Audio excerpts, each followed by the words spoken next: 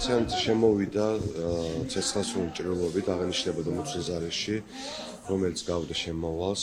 21 წლის ახალგაზრდა მამაკაცის გადარჩენას ექიმები ამ დრომდე ცდილობენ. სავარაუდოდ ფულის გამო დაწყებული ქურდული გარჩევა სისხლიან ანგარიშტორებაში გადაიზარდა.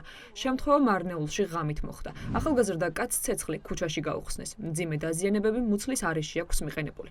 მას გადაუდებელი ოპერაცია ჩაუტარდა და ამ დრომდე რეანიმაციულ განყოფილებაში რჩება. ჩატარდა გამოკვლევების სატანადო, ნახი იქნა რომ დაზიანებები არის მუცლის ღრუში და ჩატარდა ოპერაციული კუნელობა. ამჟამად რეანიმაციულ განყოფილებაშია, ადეკვატურია, გონზეა, კონტაქტურია და სავარაუდოდ დღეს უკვე იქნება პალატაში. რამდენი ჭრილობა ქონდა? ერთი. პოლიცია თუ იყო თუ გამოკითხეს პაციენტი პალატაში? ვერ გამოკითხავდა, უნდა შემოსვლისას იყო მძიმე პაციენტი. მაგრამ მისი იყო მოსულები. არსებული ინფორმაციით დაჭრილი და თავდამსხმელი თანასოფლელები არიან. მათ შორის ჩხუბი რამდენიმე დღის წინ ქურდული გარჩევის დროს დაიწყო. თავდამსხმელი კი ახალგაზრდა მამაკაცს გუშინ ავტომობილთან ჩაუსაფრდა და ცეცხლი იმ დროს გაუხსნა, როცა ის მარტო გადაადგილდებოდა. სავარაუდოდ წინასწარ დაგეგმილი სცენარი ასეთი იყო, რომ შემთხვევას თვითმხილველი არ ჰყოლოდა. ვინ ესროლა არ ვიცი, გავიგე გუშინ ვიღაცასთან ჩხუბი მოსვლია, მაგრამ ვისთან ან რატომ არ ვიცი. სროლის დრო ზუსტად სად იყო არც ეგ ვიცი. ამბობენ ჩაცხრილესო, მაგრამ არც ეგაა ჯერ ზუსტად ცნობილი. თვითონ ილკინი ახლა რეანიმაციაში წევს და ალბათ მეტი დეტალი გვეცოდინება.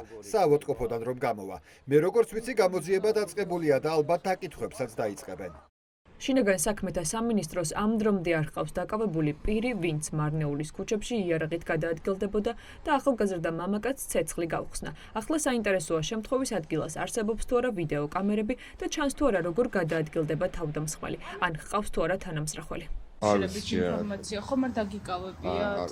არ დაგიკავებიათ, ხო? არ ვიცი ჯერა. გაქცეულია მარნეულიდან? არ ვიცით არაფერი. გავზენით რა ვიცი. რატომ არ იცით გუშინ დაიწყეთ გამოძიება და ასე გარჩევები რო არის?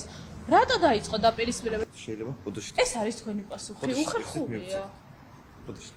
გუშინ დაიწყეთ გამოძიება და 24 საათი არ გეყოთ იმისთვის რომ დამნაშავე დაგეკავებინათ? ვირძანთ ხომ შეიძლება. სად ეძებ აქ მარნეულს შეძებ თუ მარნეულს მიღმა?